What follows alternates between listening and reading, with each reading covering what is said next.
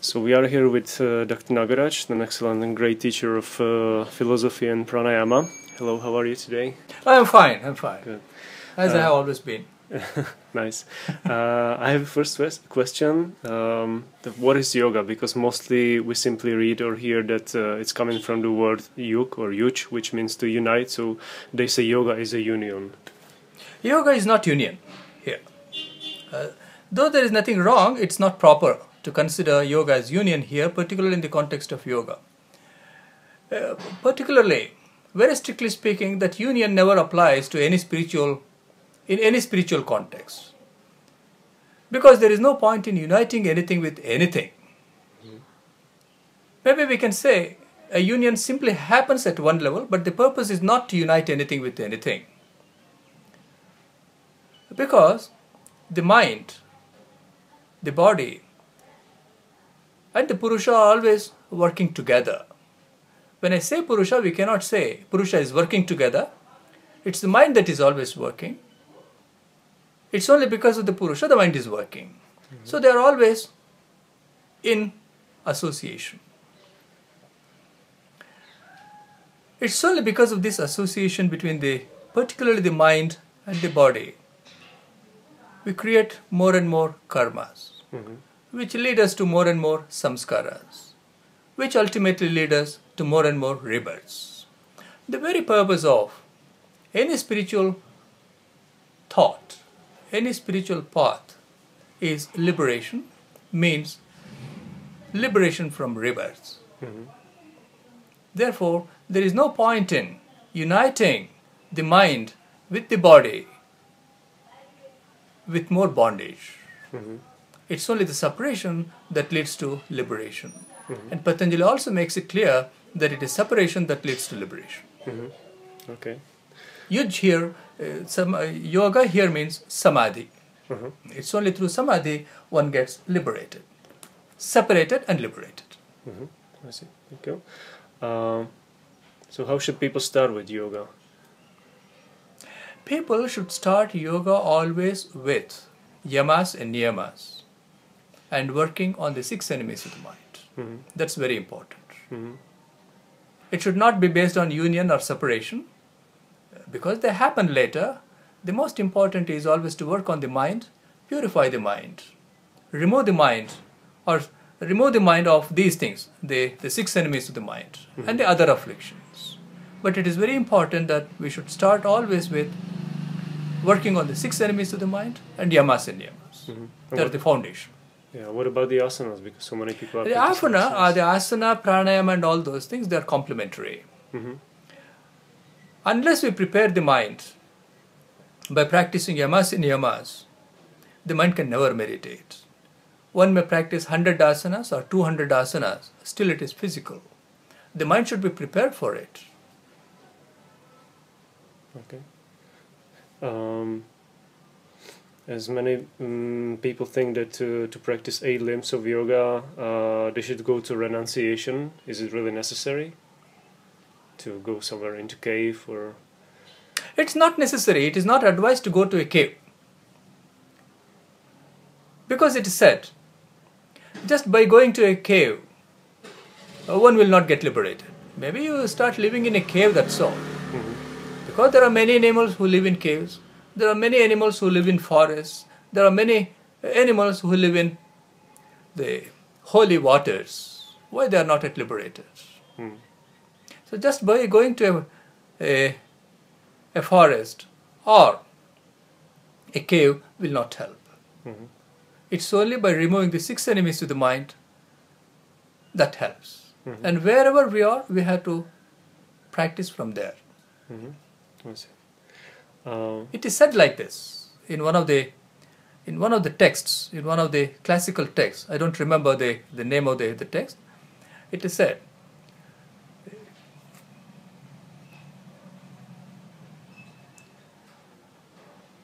कामक्रोधौ अनिर्जित्य किम अरण्ये करिष्यति अथवा निर्जितौ एतौ किम अरण्ये करिष्यति.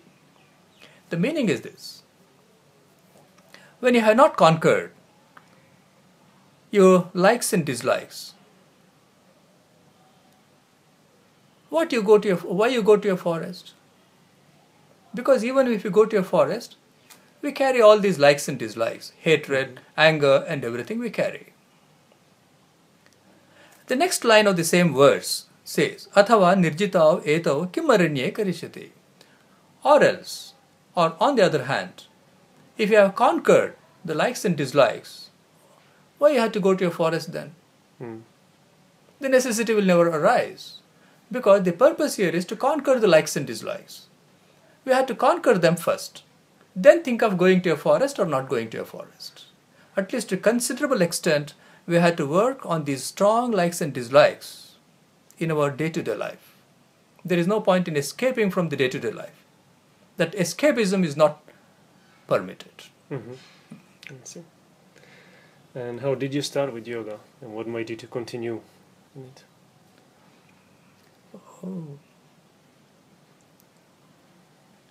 I think if I say about that I had to speak about myself, I think it's not very proper.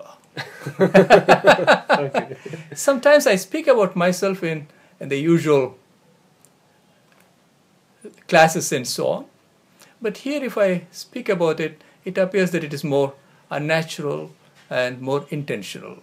Okay. I don't think it's proper. Okay. And what would you say about pronunciation? Because there are so many misunderstandings or many different pronunciation. Like somebody say Shirshasana, the other say Shirsasana, or Shitali or Sitali. How we can be sure what's right or what's wrong? The thing is, see, any language it has its own type of pronunciation. It is important that we have to pronounce that properly in order to understand that. But to practice, I don't think we require any pronunciation and so on. You pronounce, you understand that, you practice. The essence of practice is always the yamas and niyamas, not pronunciation. Yes. You may pronounce it wrongly, but it should convey properly, that's all. Maybe from the literal point of view, yes, we have to pronounce exactly. But here we are not becoming Sanskrit scholars. The purpose is to practice yoga. Yes. That's all. So dispense with pronunciation and so on. Don't worry about it. Don't give too much importance to pronunciation. And when talking about mantras? Mantras also, see, we had to chant mantras properly. It is no doubt about it. But always it is the mind that is important. So when we have, it is said very clearly, when the mind is pure, it doesn't matter. It is like this. When a child approaches its parents, it may not pronounce the things properly. Still, when it approaches the parent, it always approaches the parent with all innocence. So the parents will not mind whether the child pronounces it properly, addresses them properly or not. God is also like that. So when we have a good intention, He will never bother. Suppose we have an ulterior motive, a worldly motive, it is very important that you have to pronounce properly.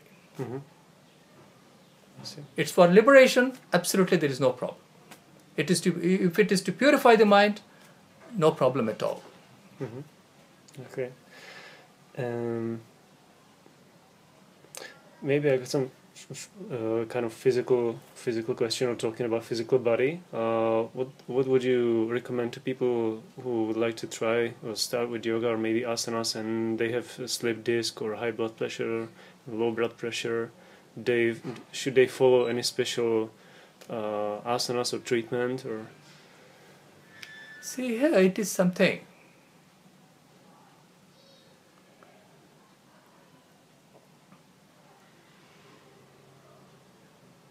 Yoga is for everyone, for people of all ages.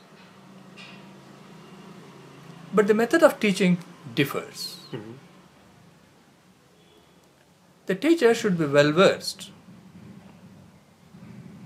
in the teaching method.